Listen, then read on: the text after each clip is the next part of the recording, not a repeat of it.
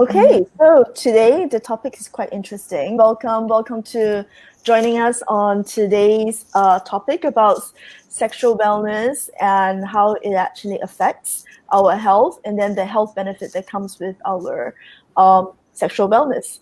So I have invited Andrea, the Athena Rising, to join us. As you know, this is the part 2 of our series, our 3-part series. And she has agreed to join us today. Andrea, would you like to have a short introduction of who you are? Yes.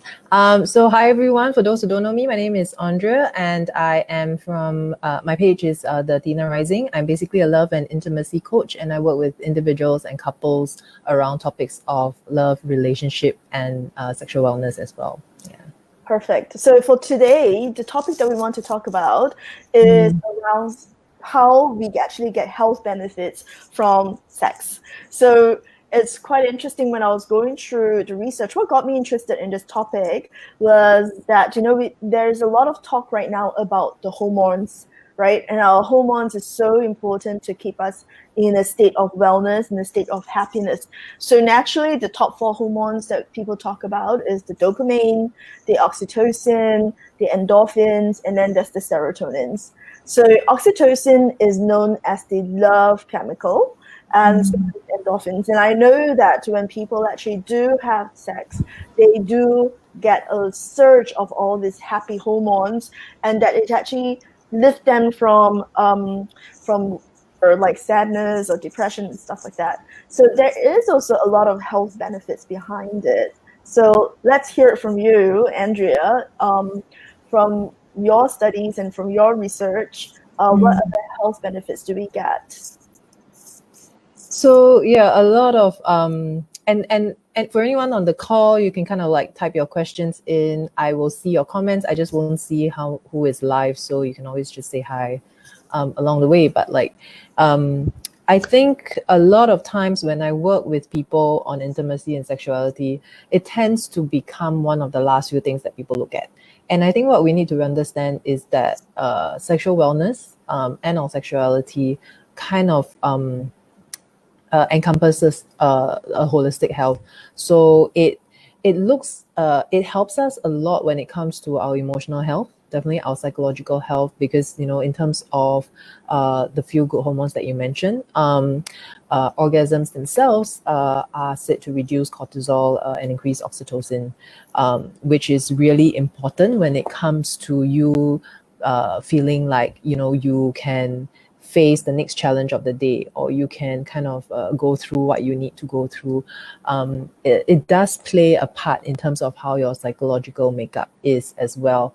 And a lot of times, things like even the act of sex itself, because it creates that connectedness and intimacy. I mean, if it's done with the right container for the couple, it's done with the ability to receive pleasure and give pleasure, puts you in a state where you are also a lot more grounded, you're a lot more confident, and overall then able to take care of your health. So it's considered holistic because it's all linked in that sense. You kind of take care of yourself much better because you are also in a state to have more clarity. You're in a state to also love yourself a lot more. You're in a state where you love your body a lot more. You find that you make a lot more conscious choices with that. Overall, I do feel that there aren't many studies. There are some studies that kind of link to physical health. Of course, there is the whole segment and the area of sexual health. That means the wellness when it comes to your body, your genitals, or even the breasts for women.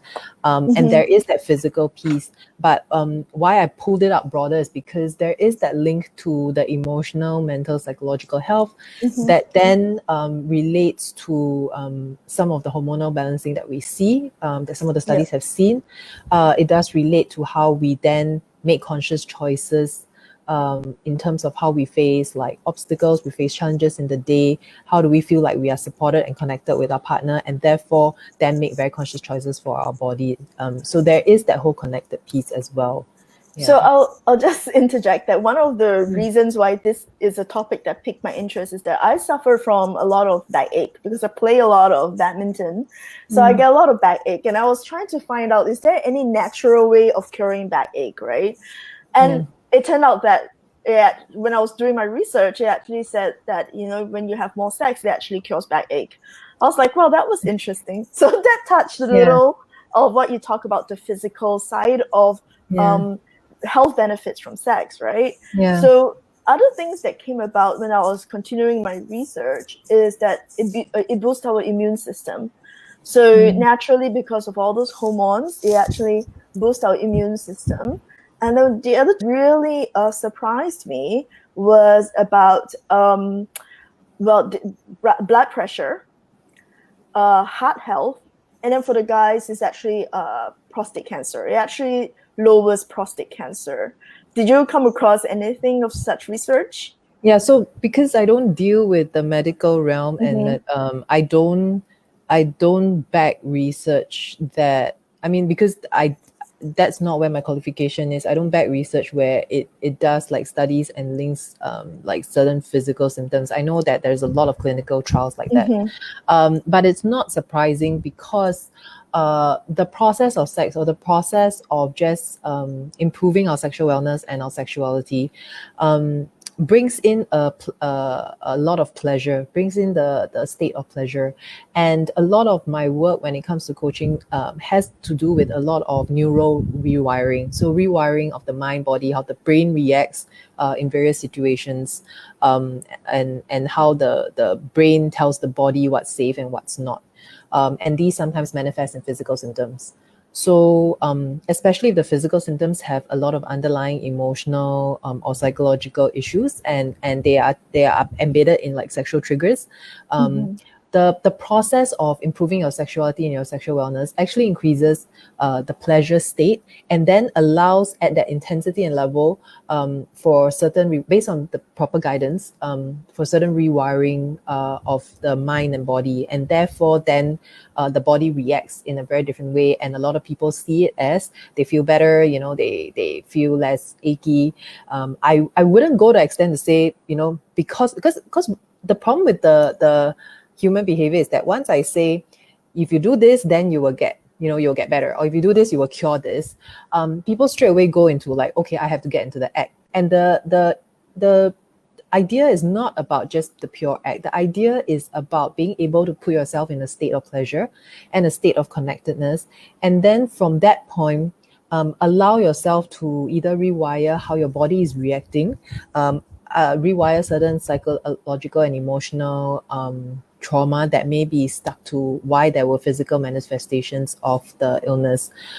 Personally, I've kind of toyed around with the idea. I mean, obviously, I have to use my practices on myself, and also just kind of see what works and how the body reacts. And a lot of my work looks at, what is the body trying to tell you when it comes out in physical symptoms. So I found that in pleasure states, or in pleasure states, either through self-pleasure or through the act of sex, then being able to intentionally rewire some of the physical symptoms have been successful, at least for Mm-hmm. my personal experience. Mm-hmm. So this is something that I definitely stand by. Um, Mm-hmm. but in the context of professionalism and how our like certifications are run, I don't exactly say that, okay, because if you do this, you get like, medically you can cure this, or you can get to this symptoms. But yeah, there are clinical trials that, when they link and then they do like physical tests, you can see improvements in all this, and I'm not surprised at all because of the link, and the fact that almost all, if I may very, very bold to say, almost all of our physical manifestations usually are tied to some level of emotional or underlying psychological tension or trauma. Sure. I mean, Yeah. like, basically, I do think that because of the hormones, Mm, um, like, for example, you mentioned about lesser pain, and I do think that the lesser pain is because of endorphins. And endorphins are known that when you are actually in that moment and surging a lot of endorphins, you feel less pain. And that's why I mean, I keep bringing it back to my badminton experience. It's like after badminton, I'm aching all over, right? But during the badminton, because of the endorphins that's actually rushing through me, I don't feel my knee pain, I don't feel my back ache and all that. And I could equally understand like when a person is actually in the state when they're actually having that sexual wellness or sexual activity going, then they are actually having all this goodness of the hormones that's actually helping. And the other thing too, I do find that because there's so much blood flow going throughout the whole body, one of the other thing too is the mental health behind it. A lot of times because as a hypnotherapist, I do a lot of research around the brain and around the mind and how to keep the mind active and healthy. And somehow, like when you're actually in the midst of having sex, because of the rush of the blood throughout the head, it actually boosts a lot of brain activities. And with that, it actually is allowing the brain to thrive a little bit more. And, it may slow down any brain related diseases. So, last week we talked about the topic about the lack of sex for a lot of relationship, which means that there are a lot of people who find it to be very unmotivated to have sex, or the libido is actually falling. And one of the research that came up was also that when your libido is low, the only way to combat it is actually to have more sex. Yeah, I mean, at the end of the day, underlying the act of sex, underlying the act of intimacy between a couple, it's really the sense of pleasure and the sense of kind of sovereignty of your body, because you're really back in your primal brain. Your cortisol brain is kind of like just not in active mode. You're not so called in your head, and you're really kind of present in the moment, and it takes you to a place where you get to be very present, and therefore in a state of less stress. Now that is if the conditions are right, that means you are in a state of pleasure and state of contentedness, and the couple bubble that you have works very well for where you are. And this also works for individuals in self-pleasure states. Naturally, if there is tension, there's stress because of certain triggers you have around sex or your partner, or self-pleasure, or there are stress around like how you like how you feel about yourself during sex, then yes, that kind of adds to the stress level, and then therefore doesn't quite do what we overall see as in terms of like well-being and health, and improvement of the immune system and overall that we see from these activities. But generally, the act of sex, or the enjoyment of sex and the enjoyment of pleasure, the ability to hold that state of pleasure, has a lot of repercussions in terms of how we are able to lower our stress levels. And that is huge when it comes to maintaining our physical health, and improving our physical health even. And if done intentionally, and if done with the necessary inner work, assuming that that particular physical manifestation had certain emotional links, then you will see the cure. You'll see like the physical symptom being cured or being reversed. At least with my experience, that was my understanding, and then with my experience as well, that was how I saw the link. To put it plainly, because a lot of times it's very hard to say, or it's very hard for people to really conceptualize, like, okay, you do this and then you will feel better or you will cure yourself. I think it's a very hard link to make. But the state of pleasure and the state of connectedness is why it builds a certain foundation to then reverse some of the physical issues that have been seen. Naturally, like if you broke your bone, or you sprain your ankle and all that, I'm not saying that like go have sex and then like after an hour You don't feel the pain. suddenly the bone like reattaches itself. I mean, No like more painkillers. I'm all for I'm all for the stand that we don't know everything when it comes to medical or even psychological and mental health. Like there's still a lot more room for us to learn and understand, and what we know is limited. That I believe. But I've seen how, where if it's done with intentional work, you can really reverse some symptoms. I reversed some pain symptoms with that. I don't have any more recurring UTI Wow. when I did very intentional work on it, and kept in certain states of pleasure. But this can be done either with like under self pleasure, or it can be done as a couple when you're having sex. So generally, it isn't just like another thing to do.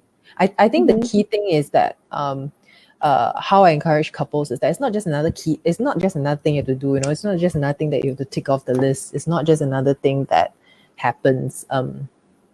That it really is something that it connects you, and on top of that actually has pretty much physical benefits. So whenever I teach pleasure classes, I do touch a little bit on the physical piece, because people don't realize, they think that this is some superfluous extra stuff that you do if you have time, if you have the energy. But no, it has like real physical benefits to your overall body, to your overall immune system, and therefore kind of like how your energy levels are, how your adrenals are working. Hormones are very, very linked to adrenal glands.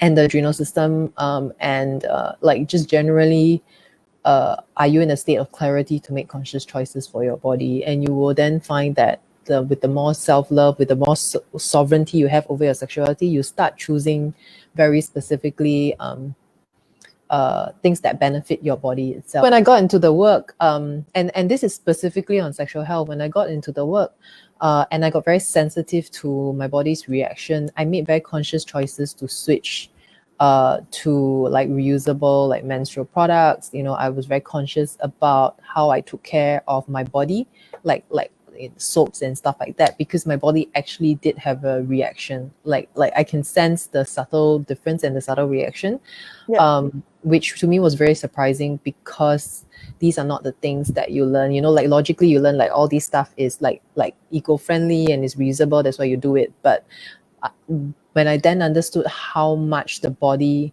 reacted against like toxins and plastics, and chemicals that you put with your body, that's when I started making a lot more conscious choices, because you really can't hide from that. So I have a question for you, because like a lot of your coaching is to encourage couples to have a lot more sex, or is it because they have inhibitions and they couldn't have more sex? So given that we all just now, what we talked about is that when you have more sex, there's a lot of health benefit from what you witnessed, because a lot of people will come to you because obviously they're not having enough, or they're not having it the right way or something. What are some of the symptoms, or what are some of the things that you notice that arises from people who are not having enough sexual wellness? So to clarify, not everyone comes to me about sex. Often there is also relationship or even love stuff around dating and things like that.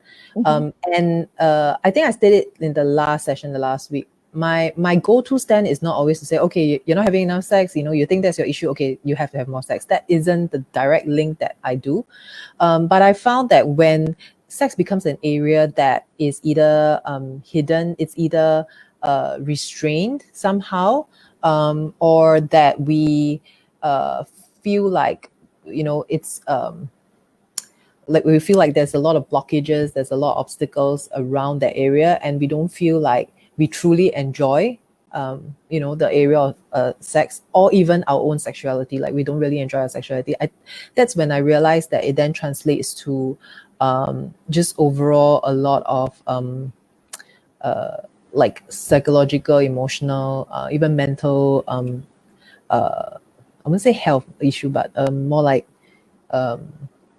issues or difficulties in that sense. Like we find, it's harder to work a client through being optimistic about certain goals. It's harder to work a client through achieving certain goals without feeling like they're completely dying just to get to that end point. And certain it's hard to also take a client through feeling confident about their body, feeling like they can attract the love of their life, feeling like they can really build their relationship back if they are not enjoying their sexuality or the area of sex. So I see that direct link. Yeah. So I could share that, for some of my clients who come to me and those who are not, who are feeling frustrated in this area, one of the things I do notice is that their body is very stiff. And then because I also study energy, and I could see it in their energy that there's a lot of stagnant energy that's not moving.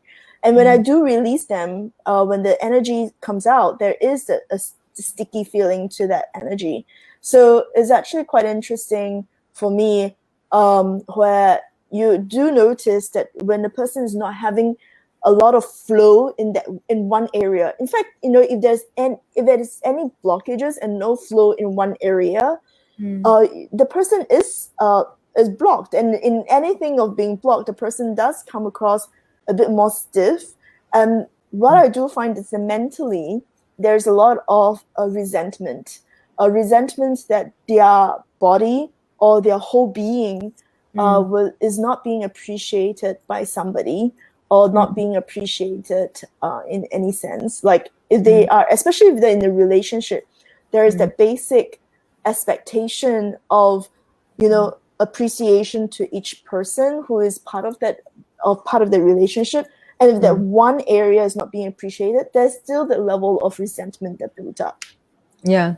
Part of the sexual healing usually uncovers or even love healing itself. So it's depending on individuals or couples, does uncover areas of resentment for sure, anger, sorrow sometimes, because anger and resentment, if suppressed long enough, usually uncovers a whole bunch of sorrow. Like sorrow kind of layers the top. I mean, and then it comes out as an outspurt. It also warps into shadow selves or false selves. That means you like start having like slightly different personality.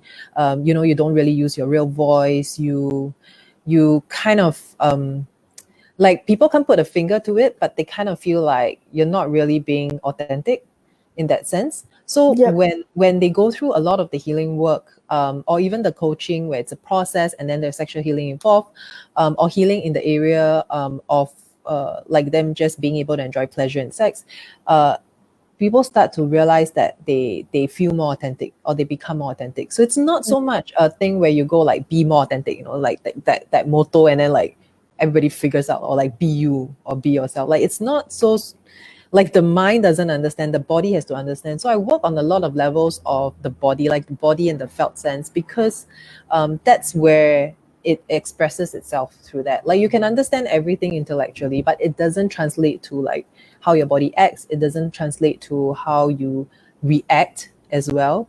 So definitely I see a lot of that. So I don't always say that do the work and then you'll find your core self. You'll find your I do sometimes mention about your core mission. You'd start to understand yourself a bit better because of all these links. It brings you to a much authentic expression of yourself, because then you release a lot of the because any emotion that gets hidden either gets hidden and then kind of like warped a bit, so it comes out like a slightly warped version of itself, or for protection, because the mind and the body tries to protect itself, it comes out as a false self to, like a different self to protect, like for example, like if you're really worried about being hurt, and then it may sometimes come out as being a lot more harder, so you start seeing harder lines on the face, you start seeing harder lines in the way people talk, even just the way people talk. It can be the same sentence and you can kind of like feel that. And therefore when it comes to the area of sex, because there is that need for surrender and trust and flow, that doesn't come out at all. So what I work on then is I will work on things like surrender and trust. If resentment comes up based on underlying issues,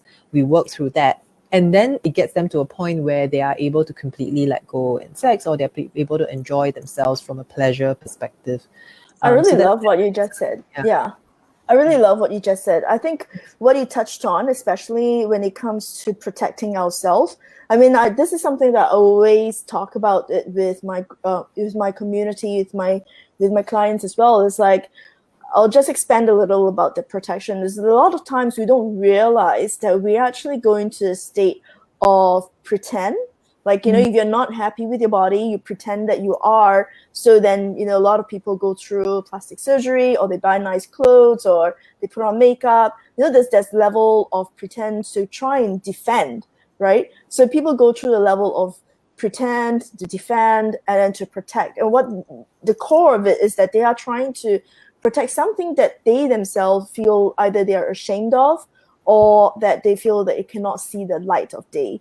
And it has built up so much stories behind it. And especially when it comes to the body, we have so much stories about the body, because we have been so severely brainwashed by the media about, the man will only, for women, it will be like a man will only enjoy, big boobs, sexy butt, and slim waist, that kind of stuff. So we built up so much story that we have to find that we have to protect this thing that, we have clothes to cover it and all that. So when somebody is there to have sex with you, and you obviously have to be naked, that level of defense mechanism do come up to protect that the stories that you have been told about you not being good enough. And it's so hard for the authentic self to come true if we find that we're not good enough. Yeah, I mean, so like there are a lot of reasons that brings a person finally to that point. Sometimes it really could just be an issue of body image and just really working through that. Sometimes there could be other belief systems that wrap around that, and that's what the healing process or the coaching process uncovers. But I think one thing that we need to realize is that because we see the benefits of pleasure and sex, in terms of how that improves all the other areas of our lives, and our authentic expression of ourselves, we need to be careful that it's not like, okay, that's not the prescription per se. Like, it needs to be guided, because if you're really trying to work through some of the triggers and the discomfort that you have, either in sex or with body image, or just with vulnerability with your partner, being naked in front of your partner, then it's not something that you want to how I say, tough love yourself through, and put yourself through, because that's where you will, I throw you into the water and that's how you will learn to swim, kind of thing. So like I would really be careful, like, for people who are like making the link based on what we're saying, but generally I do tend to then but then the coaching and the healing process then brings people to that point where they then feel like, okay, then I can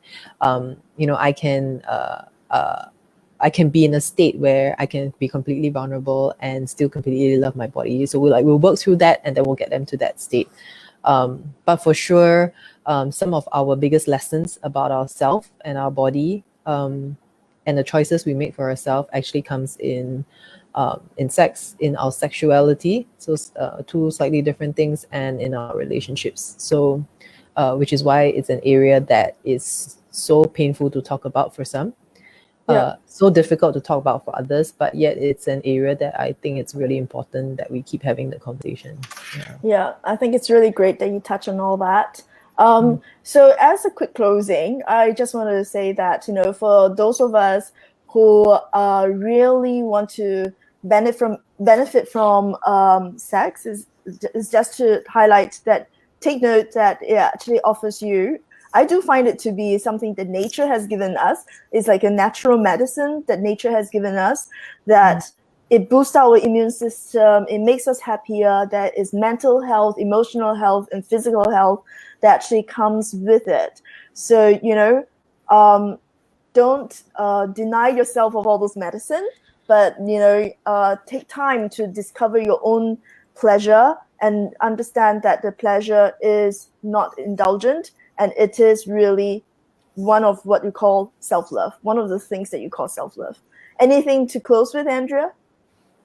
I guess I think we talked about a lot of different things, and some of these things you don't always get at the first instant. You'll be like, what the hell is she saying? And why is she making that link? So I think the one thing that if anyone needs to take away is that you don't harm yourself. In fact, you really benefit yourself if you continue to build your relationship with pleasure and your relationship with your sexuality. I think that only brings you back to more wholeness, and more integration. So it can only benefit you. It definitely doesn't harm you in that sense. If there is only one thing that you do, it's to build that relationship with yourself and your sexuality. Yeah. Wonderful. Okay, so thank you everybody for those of you who tuned in live today, and then for those of you who are following up on this live at your own time. We do encourage you to join us again next week. I think that will be the last of our series, and we look forward to sharing this topic with you again about sexual wellness, love, and intimacy. I see you all again. Bye.